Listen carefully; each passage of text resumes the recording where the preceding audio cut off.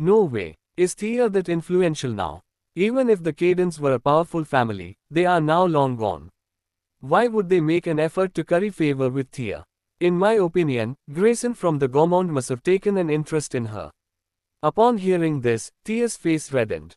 She refuted the thought, don't spout nonsense. Thea, Brian Grayson is part of the Grayson family from the capital. It's a good thing he likes you. In my opinion, you should divorce James. That trash only leeches off the Callahans. Though he has no abilities whatsoever, he boasts non-stop. The Callahans, once again, tried to convince Thea to divorce James. James had an exasperated look.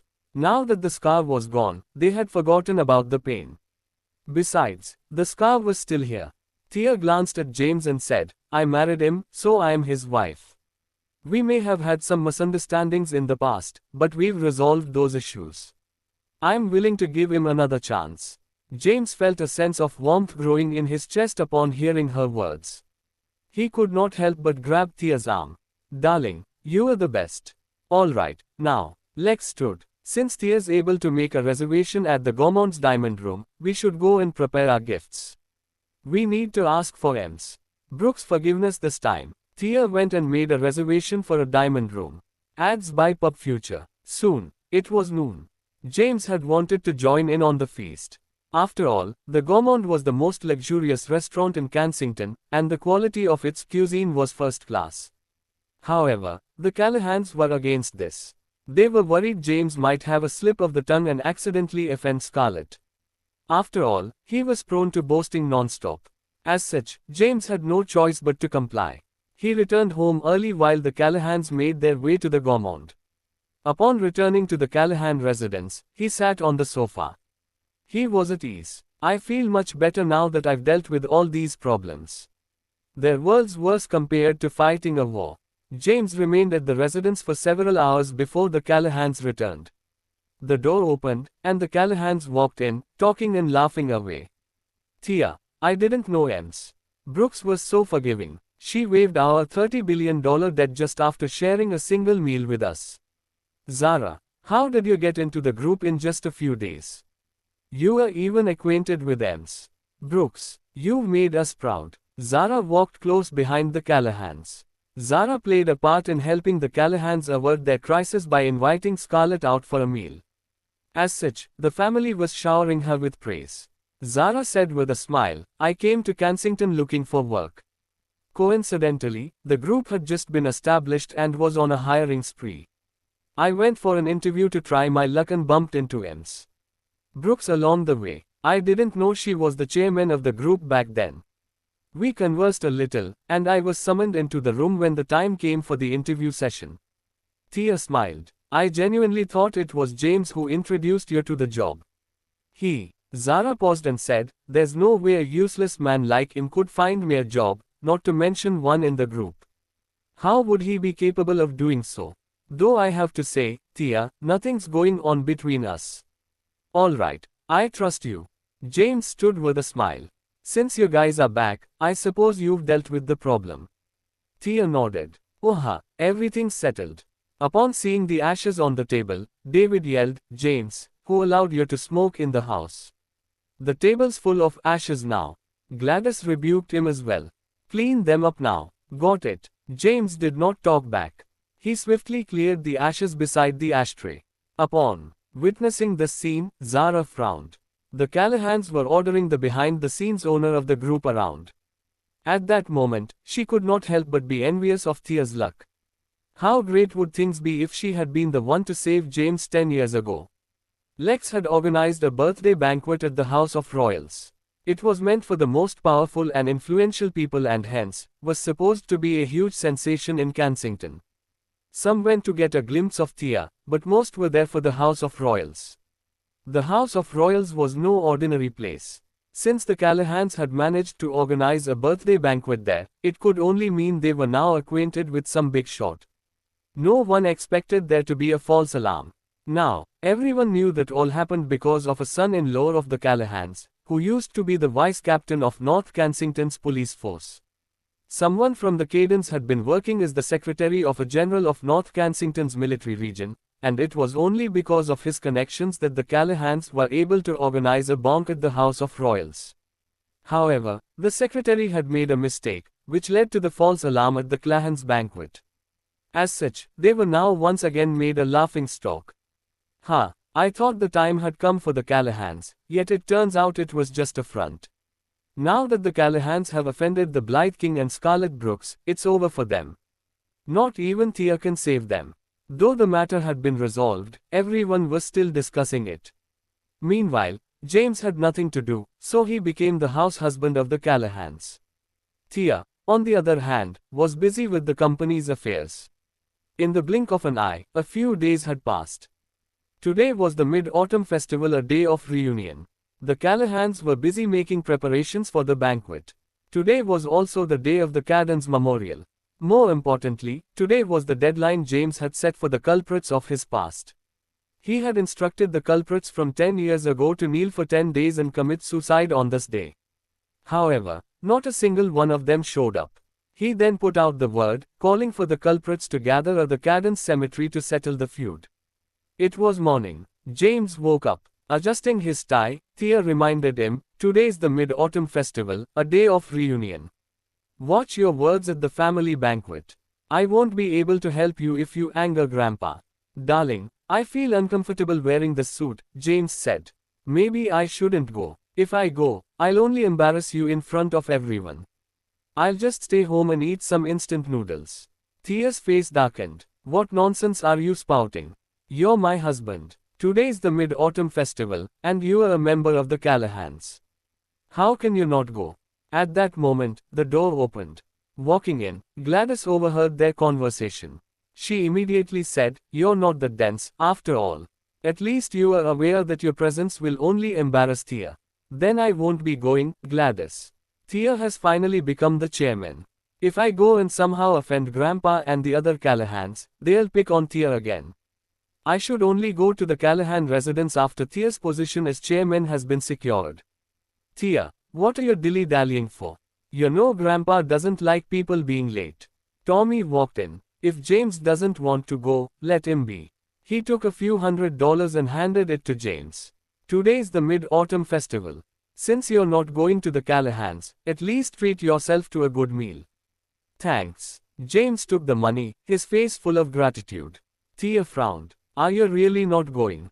"Thea, I'll only embarrass you if I go. I don't want to humiliate you in front of your family. You are the chairman now, after all." Thea contemplated for a while and said, "Fine. I'll be back early. We'll have a meal together to make up for it." "Thanks, darling," James said, smiling. Thea sighed in resignation. Though she had arranged a job for James, he had offended many people on his first day. Those people had even launched a formal complaint. She had no choice but to send James home. The moment the Callahans left, the smile on James' face vanished, only to be replaced by a grim expression. He had a murderous look on his darkened face. He pulled his phone out and called Henry. "Henry, what's the situation?" "James, I've been waiting for your call. I've been keeping an eye on the cemetery. Today's the day of the burial of the leaders of the Great Four, and they've chosen a tomb near the Caddens Cemetery. Besides the core members of the Great Four, the likes of Dawson, Nine Fingers, and the underworld forces of Kensington have gathered in the suburbs. They number in tens of thousands." Henry reported the situation to James. James' face darkened. "How are the preparations going for the Blythe King?" Henry replied, "I've inquired about it. He told me he had assembled the forces. 100 combat aircraft, 300 tanks, 500 armored vehicles, and 1,000 convoys have assembled in the military region. They're simply waiting for your command. However, the Blythe King said this would be the last time he's helping you out. He also said he doesn't want to create a commotion." James said coldly, "I'll spare those unrelated to the case. However, there'll be no mercy for the ones involved." Henry could feel the murderous intent in James' voice. James walked out of the common clinic. He had a change of clothes and was now wearing a large-sized trench coat. He held the mask he had earlier in his hands. Today, he would settle the feud from 10 years ago. The men from the Great Four were gathered in the suburbs of Kensington near Flora Lakeside. As far as the eye could see, there were waves after waves of black-vested men armed with machetes and metal rods. These were men from the underworld. Rowena was also present. She was bedridden for a while, but she was now almost recovered. However, the scar on her face remained. At that moment, she did not have her usual glamour but instead wretchedness. She glanced at the men of the Great Four who had gathered before looking at Dawson, Nine Fingers, and the various powerful men of the underworld standing by the side of the road, armed to the teeth. Hector, you will doom us all. HMPH. Hector scoffed, tens of thousands of us have gathered here today. Why should we be scared of the mere remnant of the Cadence? Even if they have the guts to show up, they're practically walking into their own graves. Dawson said with an unconcerned look, this was where the fire burned the Caden residents down 10 years ago. It's 10 years later, and we're at the same place. If the remnant of the Cadence dares make their appearance, it'll be the end of them. Hector immediately chimed in, as long as Dawson's here, he wouldn't even dare. The rest of the Great Four were emboldened. Melvin from the Frasers looked at the time. It was already 9 o'clock in the morning. He spoke, we'll wait till noon to bury our fathers. Calvin from the Wilsons nodded. I agree. Noon is the perfect time for the burial. Reporting. At that moment, a man with a green dragon tattoo on his body ran in and kneeled on the floor. Dawson, there's a car approaching us. We can see 2 masked men inside. Haha. Dawson cackled, if they dare come, let them in. This place will be their final resting place. From afar, Henry drove toward them. Scanning his surroundings, he could only see men armed with machetes and metal rods. Countless men surrounded the Cadence cemetery. Upon seeing this display of force, Henry's heart skipped a beat. He sighed secretly. Let's pray they don't push it too far. Otherwise, the water in Flora Lakeside will be stained with blood. Stop the car. Yes. Henry stopped the car. James opened the door and got off the vehicle. By the side of the road stood black-vested men armed with machetes and metal rods. Their formation was imposing. Any normal person would be scared out of their wits upon witnessing the scene. However, James marched forward, undaunted. The leaders of the Great Four watched with their binoculars from afar. Upon seeing James and Henry walk toward them, they laughed. Damn, this is hilarious. Are they seriously approaching us when it's only the 2 of them? They must be tired of living. I've been worried sick for the past few days thinking about the remnant of the Cadence and how scary they might be. Who knew there would only be 2 of them? Stand by and let them come. I'll end their lives in the Cadence cemetery. The men from the Great Four dissolved into laughter upon seeing James and Henry.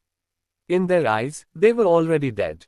Though this was the suburbs, local farmers were living here. Today was the Mid-Autumn Festival, and families gathered for the reunion. In the morning, armed men in the tens of thousands swarmed the area. The locals were appalled. They remained in the safety of their homes and did not wander. Some were even scared away, evacuating to other places. On both sides of the road stood black-vested men armed with weapons with ferocious looks on their faces. James and Henry approached them. The men had received orders not to harm them for now. Soon, James arrived at the Cadence cemetery. The Cadence cemetery was teeming with people. A few coffins lay in holes dug on a slope not too far away. There were some flowers at the burial site. Outside the Cadence cemetery on an empty plot of land stood the current leaders of the Great Four, Hector Xavier, Melvin Fraser, Calvin Wilson, and Drake Zimmerman. Even Dawson, Nine Fingers, and the various underworld forces of Kensington were present. They had brought their men to help. They totaled over 10,000 people. Ads by Pub Future. On the ground lay a 70-year-old man and a 20-year-old woman. The man was tied up and laid on the ground like a dead dog. The woman, too, was tied up. Her hair was disheveled, and her white dress was mud-splattered. She wore a disconcerted expression. James and Henry walked in under their gaze. Melvin was the first to laugh. Haha, you actually came. Calvin pointed at the tens of thousands of men surrounding them. Remnant of the Cadence, do you not see how powerless you are? Or are you just here to get yourself killed? Drake stepped forward and yelled, it was me who tied up the Cadence and burned down the Cadence Villa 10 years ago. Little did we know, Tia Callahan noticed the fire and saved you. Regardless, today will be your doom, no matter how strong you are. Tap, tap, tap. Taps sounded as their boots hit the ground. James stopped in front of everyone. Dawson stomped on the man lying on the ground. Ah, The man yelled in pain. Dawson glanced at James, who was wearing a mask, and squinted.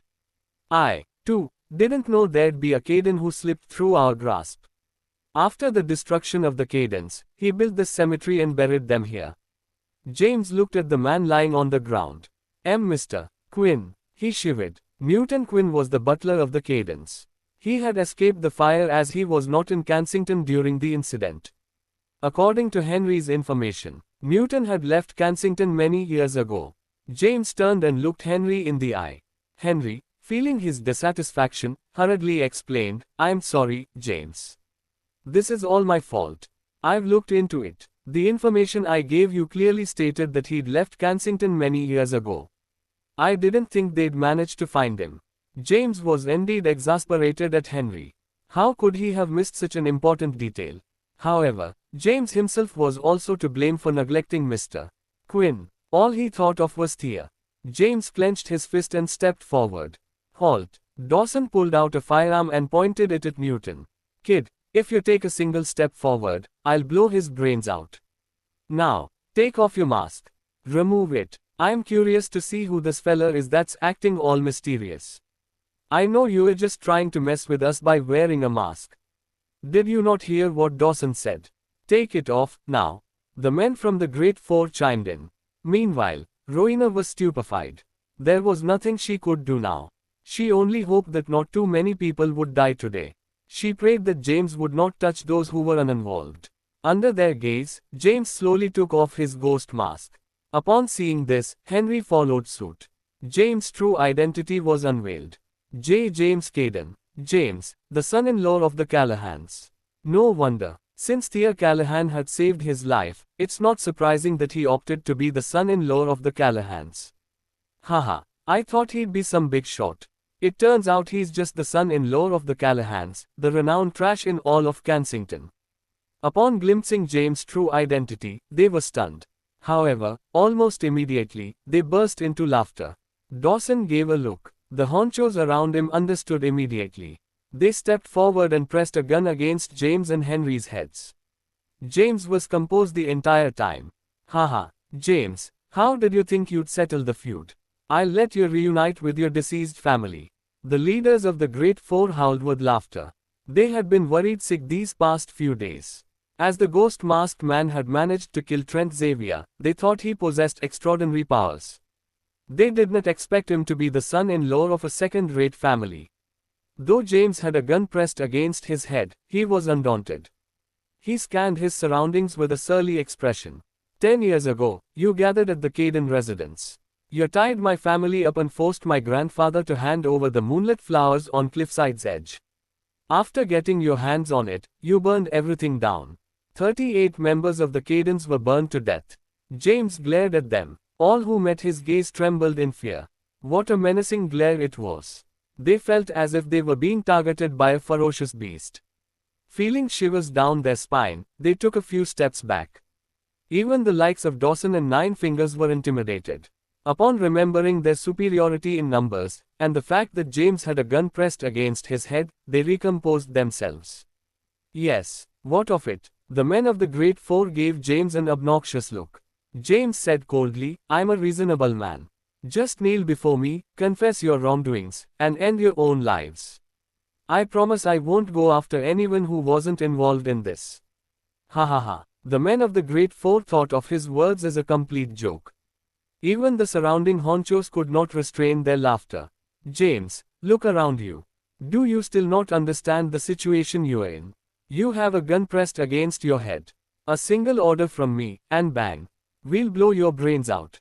Dawson crooked his fingers as if he was firing a gun. He looked at James and burst out laughing. James walked toward Newton, who was being stomped underfoot. "Stop," Dawson shouted. Newton muttered weakly, James, stay away." James looked at him and made a promise. "Don't you worry, Mr. Quinn. Everything's going to be all right. The culprits who brought about the destruction of the Kaydens will not escape. An eye for an eye. Leave, James. Get out of Kensington and never return. You don't understand how powerful your enemy is. You'll never find out who the true mastermind is." James frowned. It seemed Newton had inside information. Before James arrived at the Cadence Cemetery, he had instructed the Blythe King to mobilize. At that moment, the sound of a propeller came from afar. Everyone looked up and saw the combat aircraft approaching them, flabbergasted. What's going on? Is that a combat aircraft? They fell silent. This is bad. The military's here, and a few hundred tanks and armored vehicles are coming our way. Hundreds of combat aircraft circled the sky. On the ground, hundreds upon thousands of tanks, armored vehicles, and convoys drove toward them in mighty formation. Rumble. As the tanks approached, the ground shook. Upon witnessing this spectacle, the men of the Great Four, Dawson, and Nine Fingers went silent. What's going on? Why is a military formation heading toward us? What's happening? They were dumbfounded. Could be a military exercise. Yes, it has to be. Order the men not to act rashly. We are gathered here today for the burial of our former leaders. As long as we don't provoke them, they shouldn't make things difficult for us. Quick, drop your weapons. The men immediately tossed the weapons in their hands. Meanwhile, those armed with firearms concealed them. They were not in a hurry to deal with James. They only needed to wait for the military exercise to be over. Upon seeing this, however, Rowena was scared out of her wits. She never thought James would resort to this just to confront the men of the Great Four and the underworld. James had mobilized the military. Adds by Pub Future. Yes sir, the tanks and the armored vehicles have surrounded us. Look at the sky. The combat aircraft have been circling above us for quite some time. There must be hundreds of them. Oh my god, what the hell is going on? Could they be here for us? Smack. Nine Fingers slapped the guy who had been blabbering non-stop and rebuked him, after us. Do you really think that highly of us? Who do you think we are? Think about it. We're just a bunch of gangsters. Would they resort to this? The force of the slap was so great that he collapsed to the ground. He hurriedly stood and shook his head. You're right. You're right. Nine Fingers lifted his head and looked at the combat aircraft circling above them in the sky. His face darkened, and a similar thought appeared in his mind. See, could they really be here for us? He glanced at Dawson. Dawson, too, had a grim expression. He wished for the combat aircraft to leave. Yet, they remained. The men of the Great Four looked at one another. James smiled slightly before going to untie Newton, who was still on the ground. What are you doing? One of the sidekicks yelled. Holding a metal rod, he aimed for James' head. James' face darkened. He reached up and grabbed the metal rod. Everyone down there, get on the ground now with your hands on your head. A loudspeaker voice came from a helicopter in the sky. Upon hearing that, they were at a loss. Immediately, they put their hands on their heads and got on the ground. The men of the Great Four looked at James. Could it be him who brought the military here? Who exactly was he? No way. There was no way it could be James. The military was just passing by. The men of the Great Four would not believe it was James who had brought the military here. At that moment, the army arrived. The tanks aimed at everyone in the Cadence Cemetery.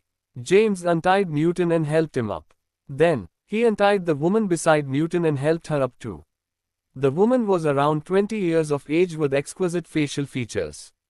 Though her beautiful face was mud splattered, it did not obscure her allure and glamour. James, is that really you?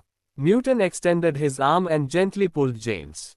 His shriveled arm trembled. James grabbed Newton by the arm and said, Mr. Quinn, it's me. It really is me, James.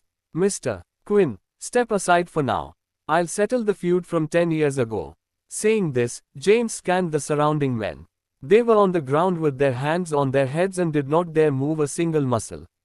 There were snipers on the helicopter aiming their guns at them. If they acted rashly, this would be their final resting place. The men of the Great Four shivered in fear. Dawson crouched on the floor, his pants wet. Nine Fingers reacted more dramatically. The smell of excrement wafted in the air. He had soiled his pants. At that moment, they knew.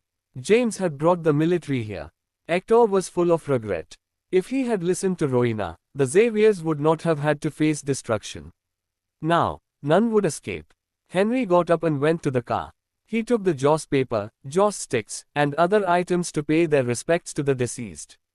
James walked to the tomb of Thomas and knelt. His eyes were brimming with tears. It was this fateful day 10 years ago. The men of the Great Four appeared at the Caden residence, tied them up, and inflicted unspeakable acts of horror upon them. He was only 18 years old back then. He could never forget his heart-wrenching screams as he witnessed the Cadens being tied up and burned to death in the fire. "You! It was you!" James stood abruptly and pointed at the men on the ground. He roared with a broken voice, "It was you 10 years ago. You beasts in human skin.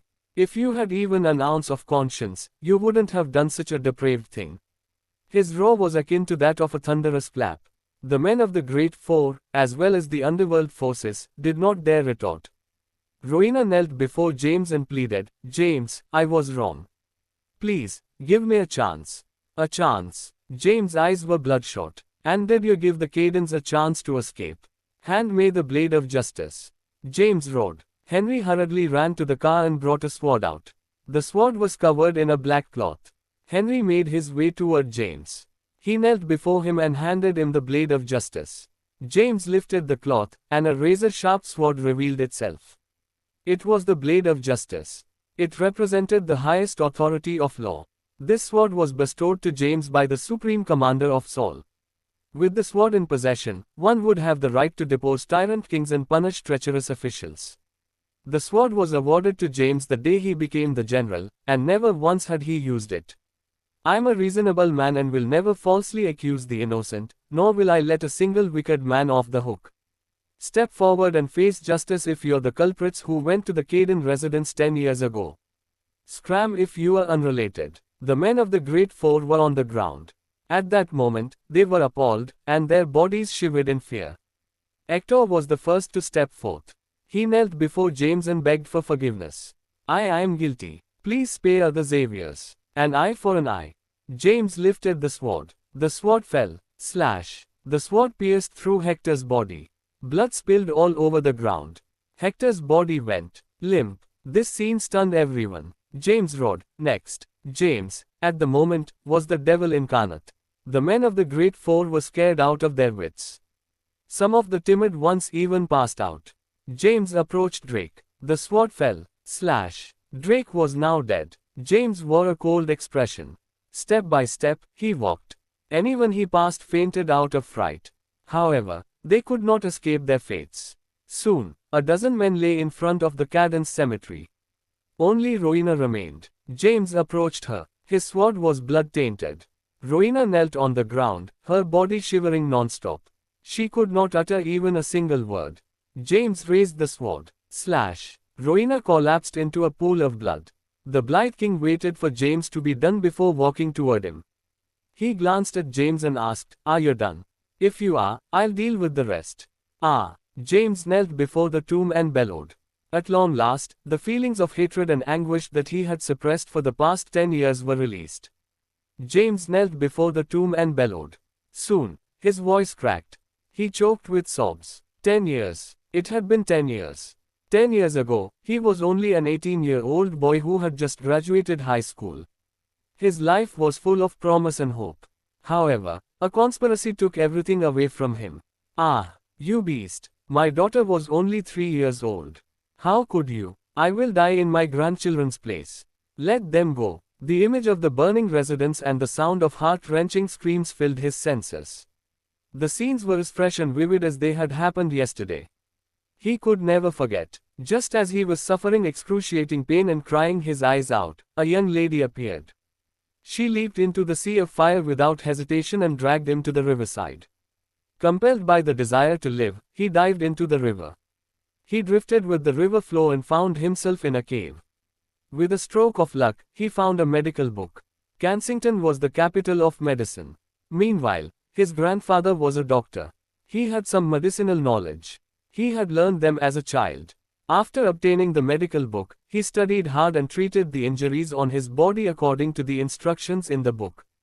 After leaving the cave, he ended up in the southern plains. Coincidentally, there was unrest in the southern plains, and Saul was recruiting men into the military. He then became a soldier. He trained day and night. He went into the battlefield. He climbed the ranks by crossing over the bodies of his enemies. For the past 10 years, he was highly regarded in the military. Just a year ago, his battle shocked the world. He became a legend. He was appointed the Black Dragon, one of the 5 commanders of Sol, and stood at the pinnacle of power. It was recognition of his military career by the higher-ups. He had pacified the southern plains and the world with a single battle. When he was at the peak of his career, he handed in his resignation letter. Before the higher-ups could approve, he had returned to Kensington. He was here to pay back his debts and to have his revenge. He was back to repay Thea for saving his life. He was back to avenge the destruction of the Cadence. Now that he had had his revenge, the souls of the fallen Cadence could finally be put to rest. The hatred in his heart, which he had suppressed for 10 years, was finally released. Henry stood by the side and watched the weeping James. At that moment, he felt sorry for James. So did the Blight King. He never thought the renowned Black Dragon would have such a soft side. Grandpa. Beside him, the girl firmly gripped Newton's arm. She was an ordinary girl from the city. She had never witnessed such a bloody scene and such an imposing formation. It's all right. Newton gently patted the girl's hand. After some time, James recollected himself. He stood up, pulled the blade of justice out of the ground, and tossed it to Henry. He then headed toward the Blight King and saluted him. Thank you. Are you done? If so, I'll send my troops back. Yeah. James nodded. He was a reasonable man. After killing the main culprits, he did not make things difficult for the rest of the Great Four. He scanned the men of the Great Four, some crouching on the floor and some passed out, and said coldly, "Return all that belongs to the Cadence in 3 days." Yes. No one dared object to him. James approached Newton. James. Mr. Quinn. James greeted him and immediately turned toward the girl holding Newton's arm. Mr. Quinn, who is she? Newton explained. James, she's my granddaughter, Serena Quinn. James nodded. 3 days later, go to the Great Four and take over the businesses of the Cadence. James, Newton was at a loss. James was aware he had insider information. He knew that the Cadence had moved from the capital 30 years ago. Since Newton had been by his grandfather's side the whole time, he had to know the history of the Cadence and information about the moonlit flowers on Cliffside's edge. He could even know who was the one targeting the Cadence. Hey, thank you for helping me out here. I'll treat you to a meal. James looked at the Blight King. The Blight King gave a slight nod. Then, he gave the order, retreat. After the military had retreated, the Blight King looked at the men of the Great Four and from the underworld. Wearing a cold expression, he warned, you better behave yourself. There were too many of them here. There would not be enough space in prison if every one of them was arrested. Since James did not intend to pursue matters further, he could not care less. Yes, adds by Pub Future. The men of the Great Four and from the underworld did not dare object. Do not speak of what happened today. You should know the consequences if rumors start spreading. Yes, we'll never tell a living soul. I didn't see anything today. What happened today? Aren't we just here for the funeral of the Great Four's leaders? The Blight King did not stay for long. He turned to leave. Meanwhile, James brought Newton and Serena to the car. After the military had retreated and the Blight King, James, and the others had left, the remaining members of the Great Four, as well as the men from the underworld, sighed a breath of relief. They collapsed to the ground, wiping the sweat off their foreheads. Holy sh*T. Who the hell is James? How did he make the Blight King appear in person? A strong army of 100,000, just the thought of it sends shivers down my spine. We'll lose our lives if we dig into it. We barely made it out alive. They looked at each other, relishing that they were still alive. Immediately, they left the area. Meanwhile, the members of the Great Four began burying the deceased. The grudge was no more. However, news of the mobilization of 100,000 army sent shockwaves throughout Kensington. It was too conspicuous. The military might of 100 combat aircraft, tanks, armored vehicles, and convoys was simply too impressive. The people of Kensington gathered to discuss the matter. After the Blight King had returned, he immediately issued a document. He announced that it was a military exercise. The outside world was convinced, while the ones who knew did not dare divulge a single piece of information. After showering at the Goodview Villa district in the House of Royals, James changed into clean clothes. Honor. Luxurious sofa of the palace-like foyer of the House of Royals, Serena was firmly gripping Newton's arm. She was a little nervous. At the same time, however, she kept glancing over at James. James was holding a cigarette. Mr. Quinn, since you've been following my grandpa around, you should know the Cadens inside out. As far as I know, the Cadens migrated from the capital 30 years ago. However, I've found nothing, no matter how hard I've looked into it. What's going on? Newton wore a reluctant expression. He glanced at James, who was seated in front of him. The scene from before kept replaying in his head. Although he had not been in Kensington for many years, he knew who the Blythe King was. And now, the man before him was James Caden, who escaped the fire from the Caden residence 10 years ago. James, who exactly are you? Newton could not help but ask. He got the Blythe King to mobilize 100,000 army. Newton could not figure it out. Just how powerful was James? The general of the million-strong Black Dragon army of the southern plains. Together with the Blythe King of the west, the Centurion of the north, the Barbarian King of the east, and the Emperor of the capital, I am one of the 5 commanders of Sol. B. Black Dragon. Newton was stunned by James' words. One of the 5 commanders of Sol. The Black Dragon of the southern plains who sent shockwaves across the world in a battle a year ago. His granddaughter, Serena, could not help but glance at James. The Black Dragon was a name known to all. However, no one knew what the Black Dragon looked like. She never thought the Black Dragon would be a Caden.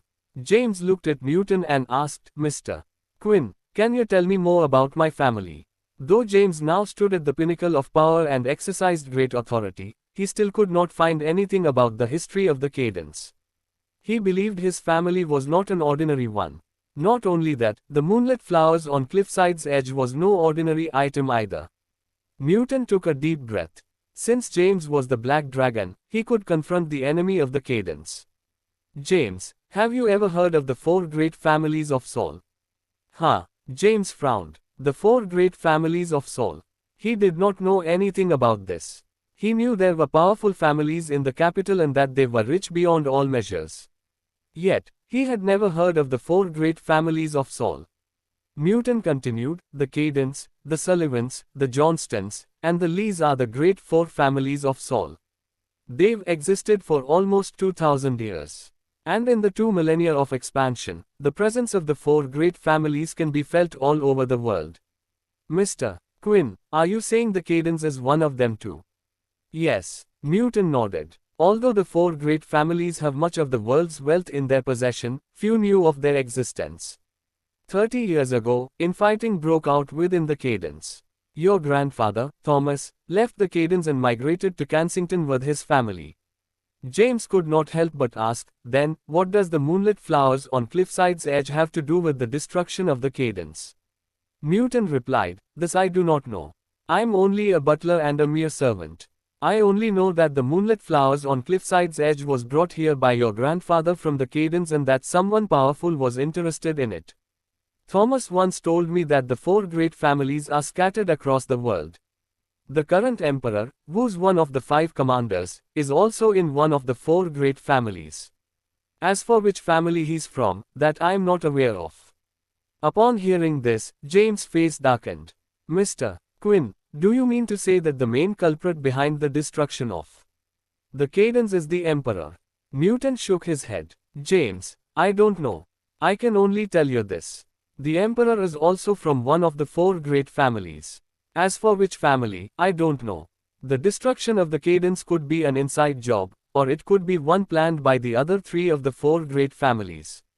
The 4 great families were shrouded in secrecy. Outsiders did not even know of their existence. Newton did not plan to speak of this. However, now, James was the Black Dragon of the southern plains and one of the 5 commanders of Sol. He stood at the pinnacle of power. With such strength, it was possible to confront the 4 great families. Upon hearing this, James brightened up. If the emperor had been behind all this, then the 5 commanders of Sol would become the 4 commanders. Though the emperor was one of the most powerful amongst the 5 commanders, taking his life was no difficult task for James. Mr. Quinn, do you know the history of the moonlit flowers on Cliffside's edge and what secrets it holds? Why would anyone be interested in it? Newton shook his head. James, I do not know. Thomas said nothing about it. Then, do you know who currently has the moonlit flowers on Cliffside's edge? Newton, once again, shook his head. James was disappointed. He thought Newton had plenty of insider information. He never thought he would only be knowledgeable about the history of the Cadence. He took an ordinary key out of his pocket. Holding the key in his hand, James scrutinized it. What does the treasure chest unearthed from the ancient tomb of the Prince of Orchid at the border of the southern plains have to do with the moonlit flowers on Cliffside's edge? James muttered silently. He believed it was not a coincidence that Scarlet had bumped into him while having the key on her. He had been trailing a murderous intent he sensed when he encountered Scarlet. However, the murderous intent disappeared when he reached the underground parking lot. It was there where he met Scarlet. He was sure she was not the one with the murderous intent. James believed someone else had arranged for it.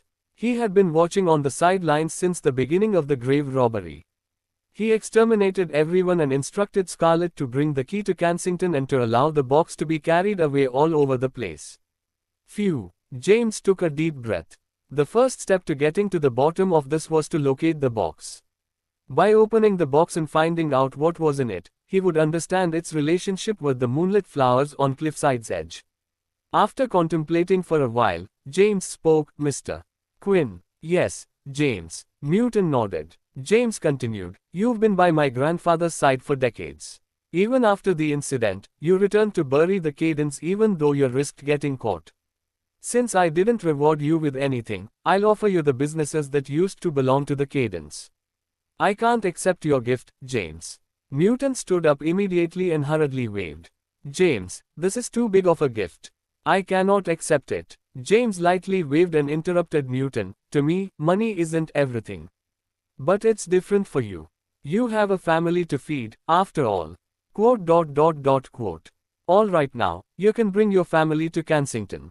After that, you can officially take over the former businesses of the Cadence from the Great Four. The Cadence were once the most influential family in Kensington and had a combined wealth of $50 billion. These should be enough for the rest of your life. Thank you, James. Now that Newton knew of James' identity as one of the 5 commanders and that he was not in dire need of money, he accepted his offer. You may return first. Go to Henriette Common Clinic on 9 Dragon Street if you ever need anything. Yes. Newton stood and bowed at James. Serena then followed suit. After that, they left the House of Royals. Outside the House of Royals, Serena had a look of longing on her face. Grandpa, is James really the Black Dragon? The Black Dragon General of the Southern Plains. Newton nodded. He should be the real deal. Who besides the Black Dragon would be capable of convincing the Blythe King to mobilize a 100,000-strong army? Grandpa, are we really going to take over the former businesses of the Cadence? Newton momentarily froze. Not quite. We're just helping James manage them. Oh. Serena turned to have a glimpse of the House of Royals behind her. James, Black Dragon, she muttered silently. At the House of Royals, James was smoking cigarettes on the sofa. Henry asked, James, what should we do next? James' face darkened. Though he had avenged his family, he still did not know who the main culprit behind the incident was. He also did not know the whereabouts of the moonlit flowers on Cliffside's edge. He thought about it and said, urge Jake Graham to speed up his intelligence gathering. I want to know the whereabouts of the treasure chest that had entered the antique market in Kensington as soon as possible. Roger that. No need to hurry. Today's the Mid-Autumn Festival. You are an orphan too. Let's go out and have a drink, just you and me. James, aren't you going to accompany Thea? Thea had gone to the Clahans' villa. I sneaked out to deal with the problem when the opportunity presented itself. It's still early. Let's go. James stood up and left the House of Royals with Henry. At a renowned restaurant in Kensington, James ordered some dishes and a few bottles of white wine. Together with Henry, they ate heartily. They conversed as they ate, reminiscing the ordeals they had gone through for the past 10 years. They were at it for a whole day. By 3 o'clock in the afternoon, they were inebriated. At that moment, Thea called. James, where are you? Something happened. Upon hearing Thea's anxious voice, James felt a chill down his spine. He immediately sobered up. What? What's wrong? Something happened at Eternality Hospital.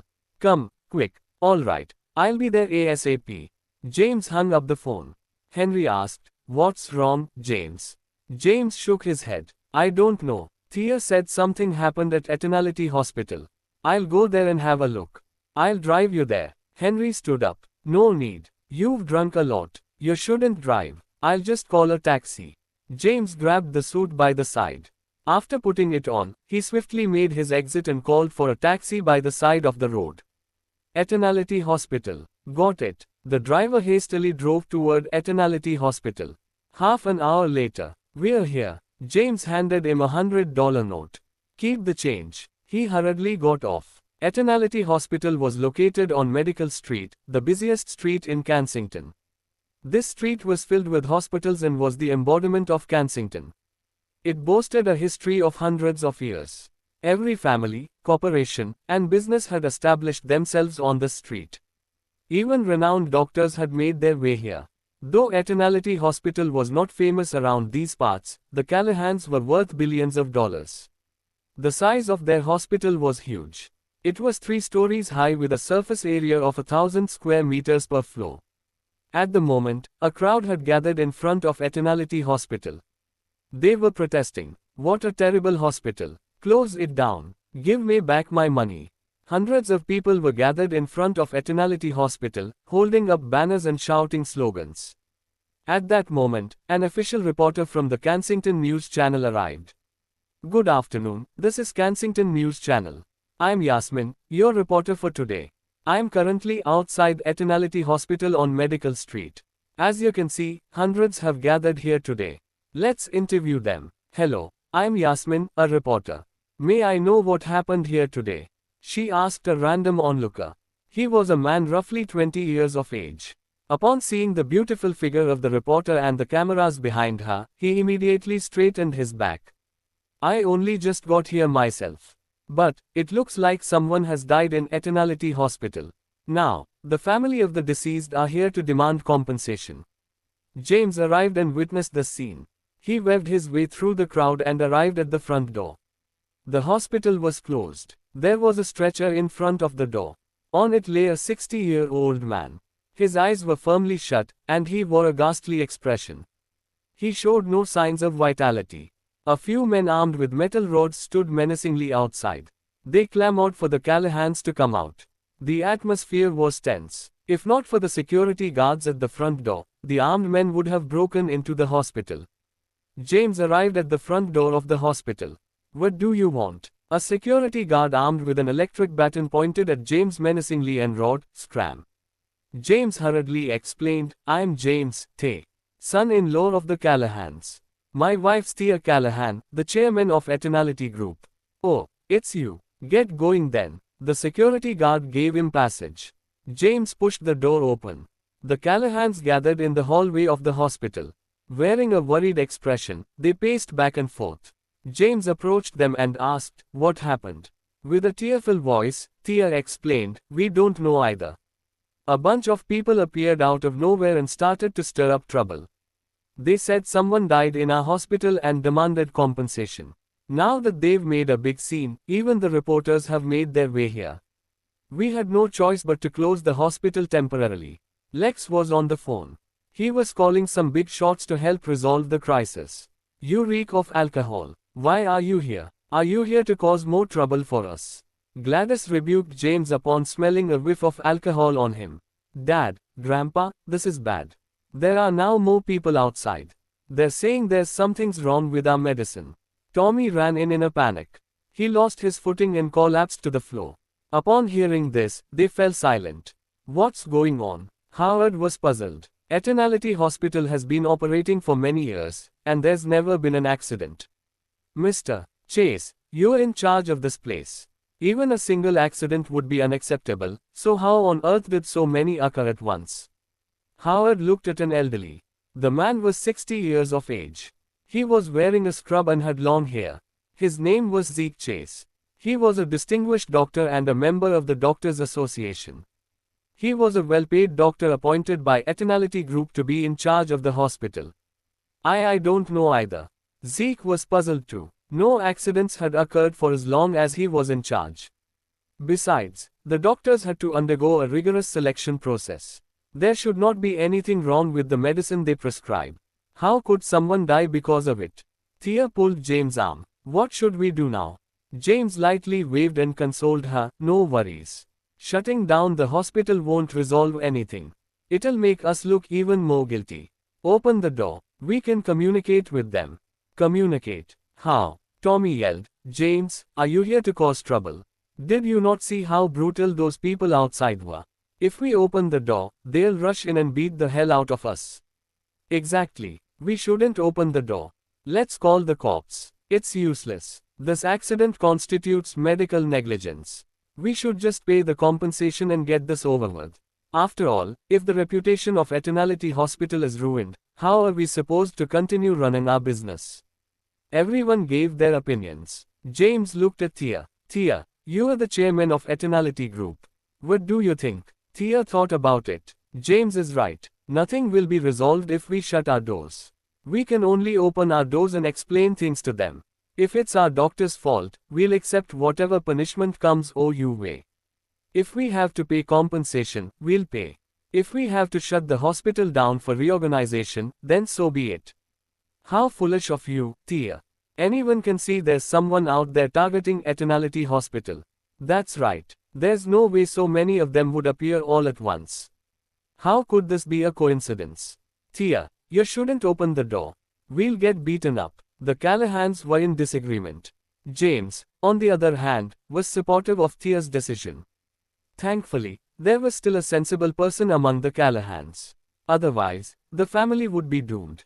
He looked at Thea. Open it. I'll be here to help you out.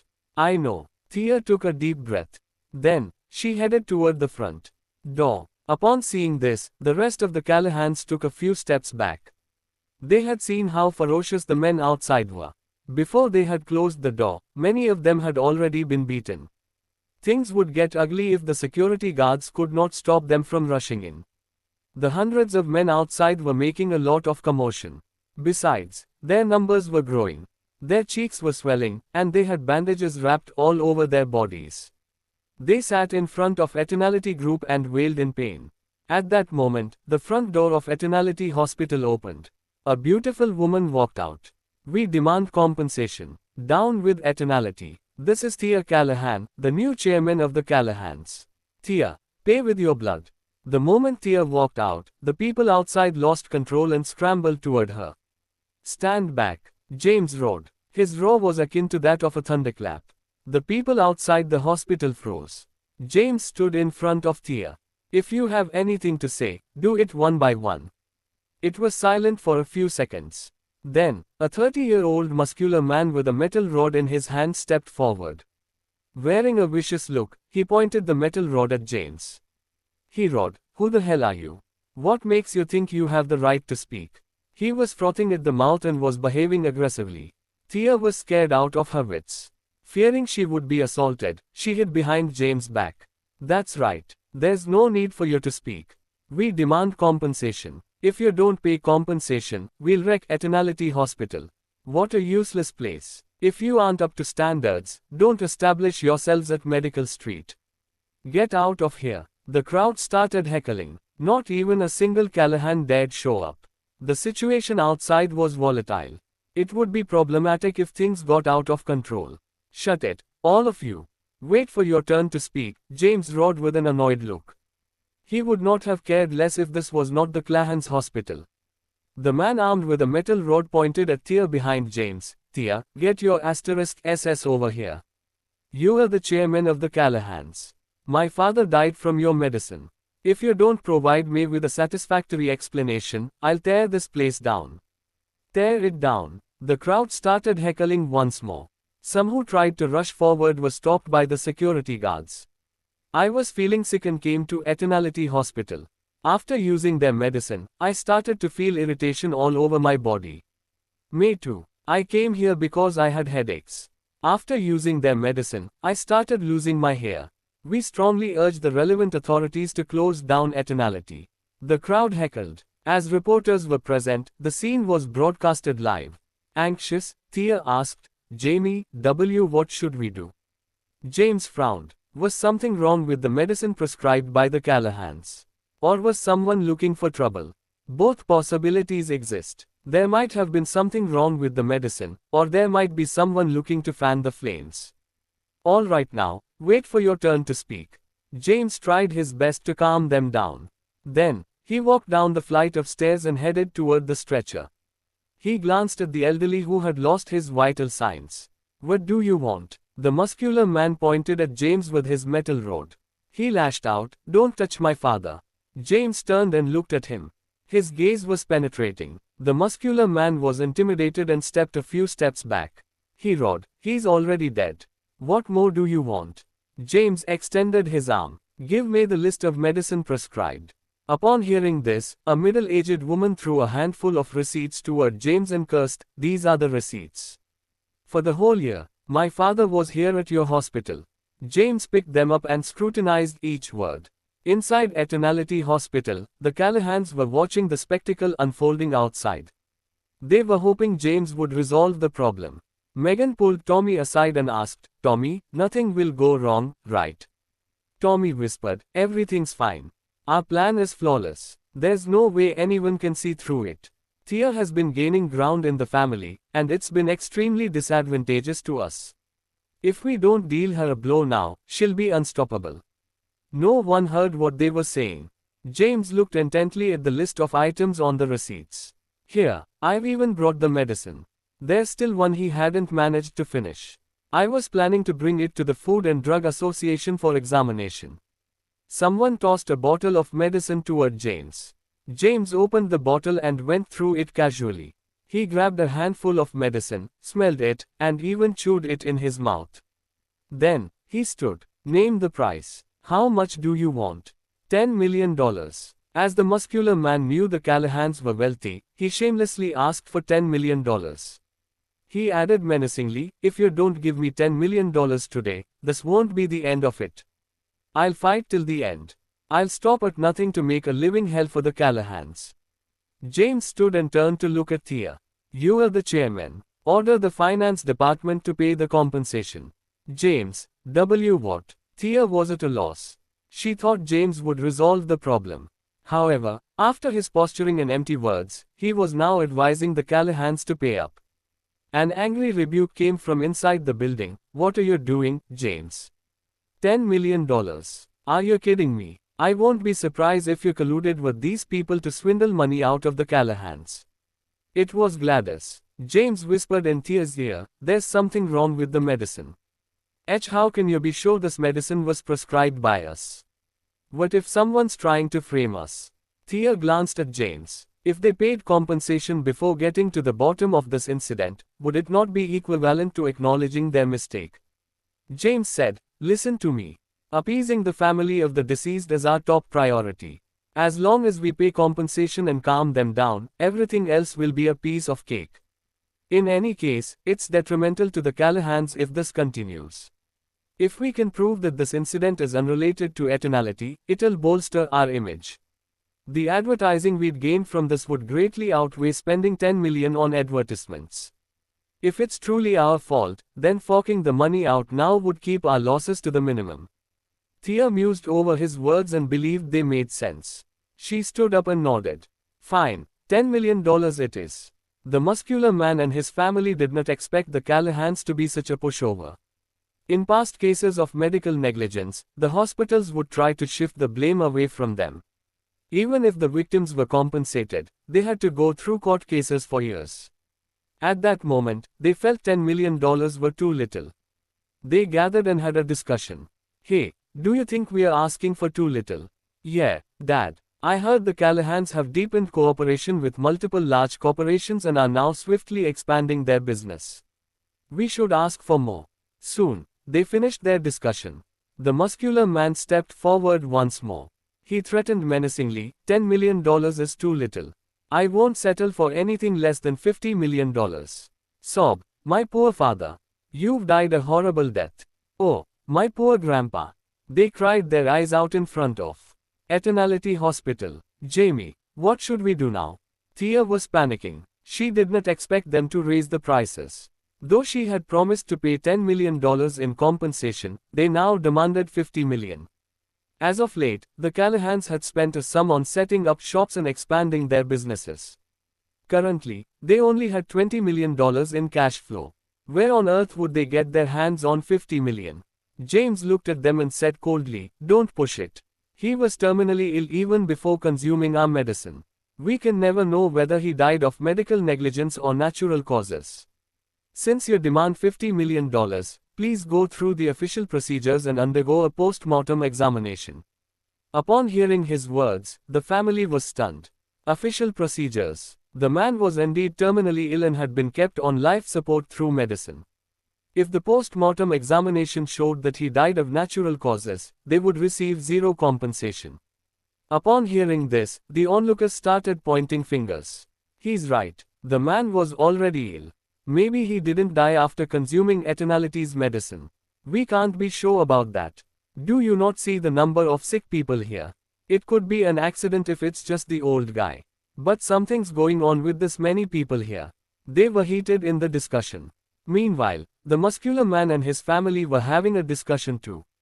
If they opted to go through the official procedures, it might take forever to receive compensation. After the discussion, they chose to settle for $10 million. "Fine. We'll settle for $10 million. You'll have to pay us now." James glanced at Thea. "Arrange for it. What about me? I've been losing my hair after eating your medicine. What about me? My face is swelling. I had diarrhea after eating your medicine. I'm not asking for much. Maybe 500,000. The crowd heckled for Eternality Hospital to compensate them. Thea went to arrange for a bank transfer. James glanced at the Callahans in the building and ordered, "Bring me a table." Soon, David and Alyssa brought a table and a stool out. James sat on the stool and fixed his gaze on the crowd. He yelled, "Shut it. Whatever it is, we'll see about it after I've taken a look. Queue up and wait for your turn. We'll pay up if it's our mistake. However, don't blame me for what happens if you're here to make trouble." James had a loud voice. His roar stunned the angry crowd gathered outside Eternality Hospital. The boisterous crowd immediately fell silent. James pointed at a man whose face was swelling. "You, come here and sit. I'll take your pulse." The man immediately sat before James and ranted, "You are compensating me no matter what. Do you know what I do for a living? I'm the manager of a large corporation with a monthly salary of $50,000. My illness got in the way of my work, and I was fired. I won't settle for anything below a few $100,000. James glared at him. His glare was penetrating. The man chickened out and muttered silently, "I'd be fine with a few thousand." "Show me your arm." The man extended his arm. James took his pulse. "So, you came to Eternality Hospital because you have skin irritation. What does this have to do with us?" James slammed the table and rebuked him. "You must have eaten something to trigger the swelling. Why are you blaming us?" "Yes, I have a skin allergy. But after eating your medicine, my situation got worse. It hadn't been that bad before. Look at my face. It looks like it had been stung by a bee. I'll prescribe some medicine for you. If your face is still swelling by tomorrow, come again." James grabbed a pencil and wrote the prescription. He tossed it at the man before him and said, "If you don't trust us, feel free to get a second opinion." Next, the man looked at the prescription, dumbfounded. He came here to demand compensation. Yet now, they were dismissing him after handing him a prescription. James scolded, "What are you standing there for? Get lost. I have other patients to attend to." "Fine. We'll meet in court if my face is still swelling by tomorrow." The man spat a ruthless remark and turned to leave.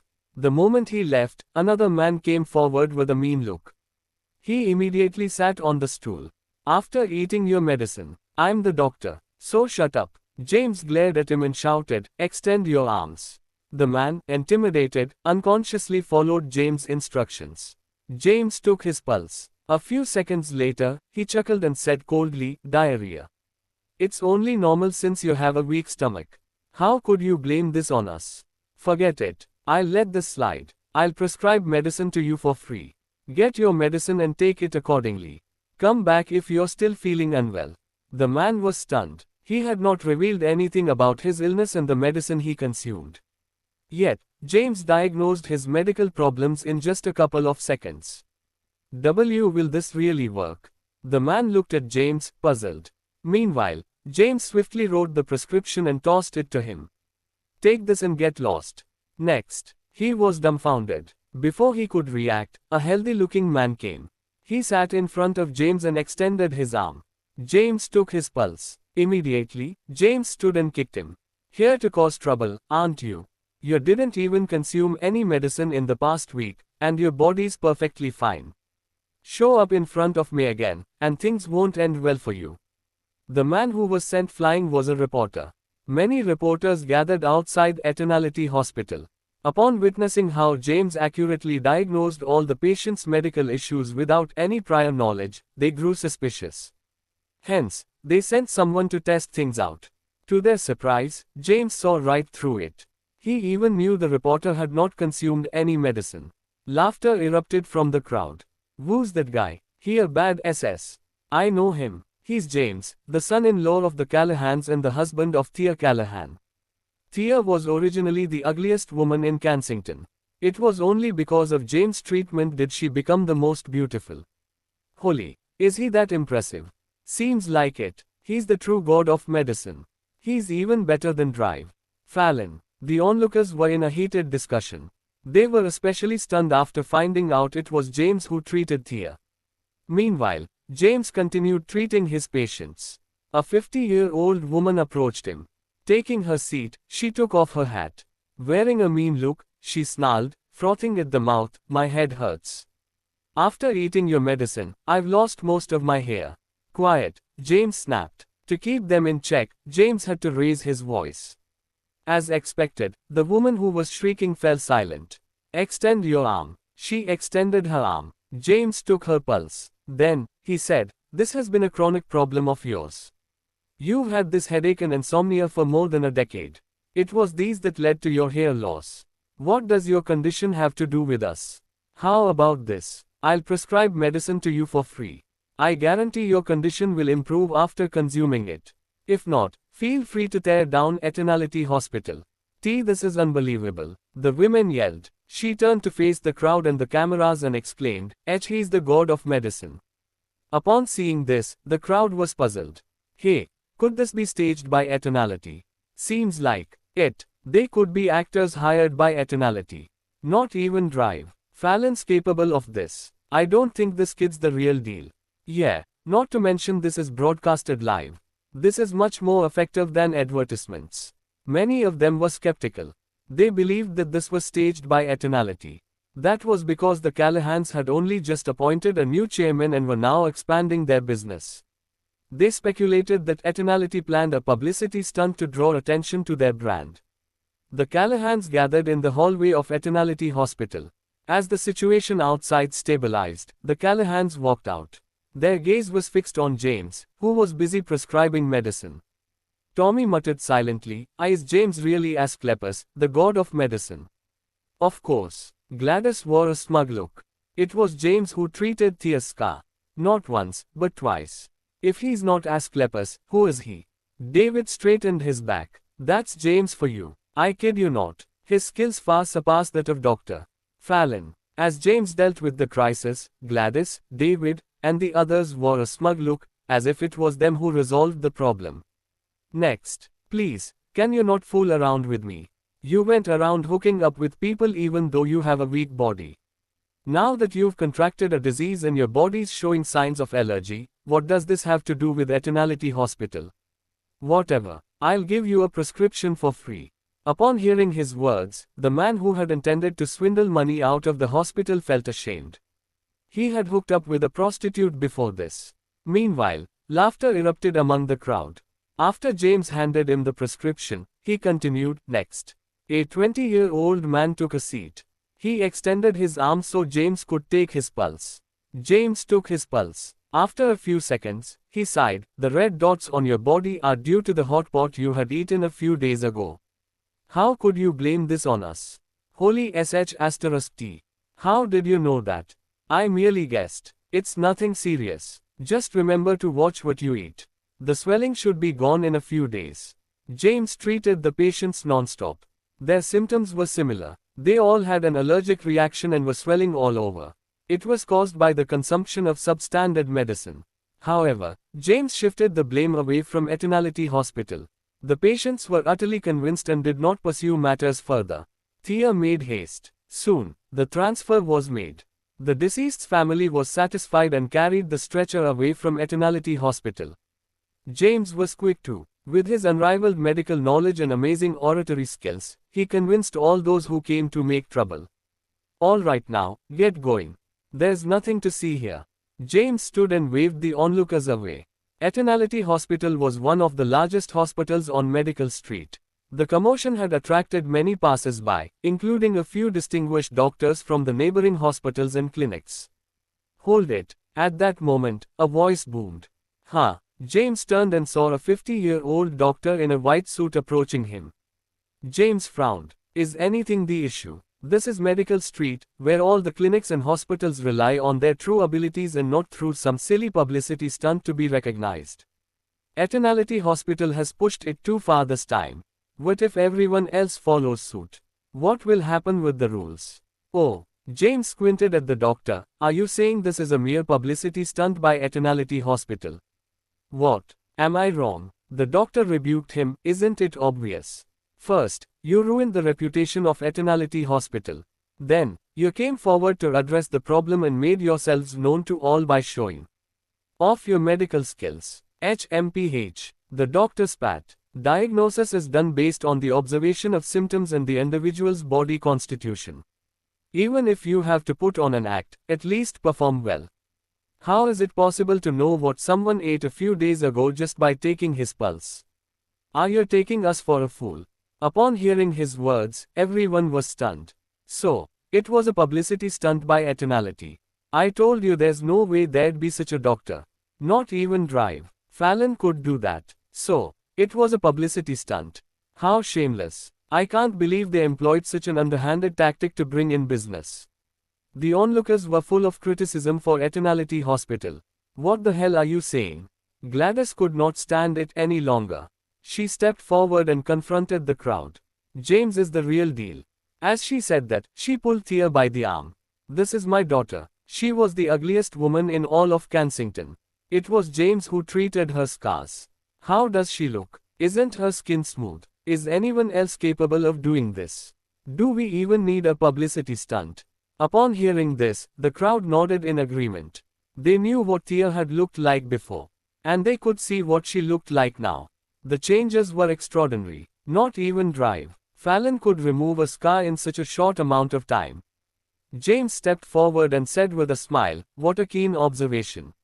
That's right. It was a publicity stunt meant to make ourselves known to the public. We didn't expect our fellow doctors to see through our tricks. You, sir, are the real Asclepius. I am truly impressed. James, what are you doing? Gladys rebuked him. Howard stepped forward and yelled, it wasn't a publicity stunt. James glared at them and whispered, if not, are we admitting something was wrong with our medicine? Upon hearing this, Gladys fell silent. Howard kept silent too. Haha, I wish you all a happy Mid-Autumn festival. Sorry for our poor performance. The doctor here is right. Our underhanded tactics are unacceptable. Subsequently, Eternality Hospital will be closed temporarily for reorganization. My fellow friends, we promise to compete fairly in the future.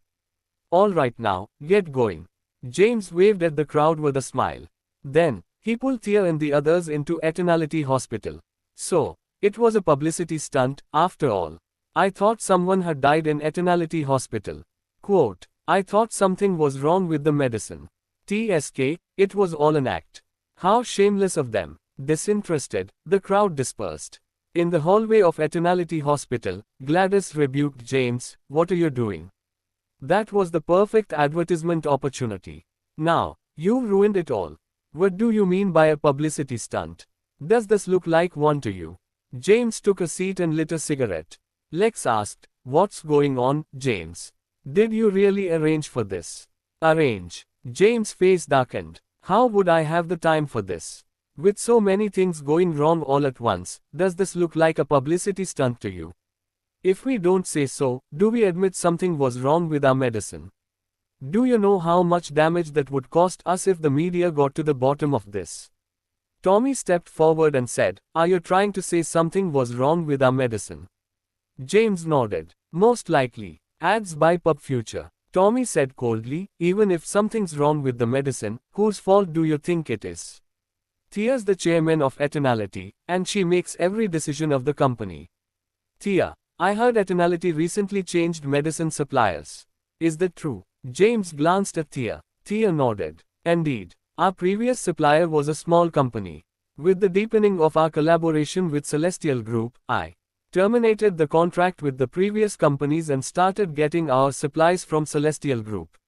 Celestial Group is a well-established corporation, and its medicine should be fine." Megan spoke sarcastically, "Only you would know if anything was wrong with the medicine. The profit is great, after all. Who knows if you've been pocketing the earnings and selling fake medicine instead?" "That's right." Tommy looked at Lex and said, "Grandpa, you have to look into this. Everything was fine at Eternality before Thea became the chairman. It has only been a few days. Look at what happened already. Besides, I heard David had bought a $2 million luxury car. It's not the end of the month yet, and the dividends have not been issued. How did he get all that money?" Megan nodded. "You must have been putting too much in your pockets. You must have at least taken a couple of million from the company. After all, you've even got yourself a new $2 million luxury car." David yelled, "Bullsh asterisk T. I bought this car a long time ago. And I paid for it myself."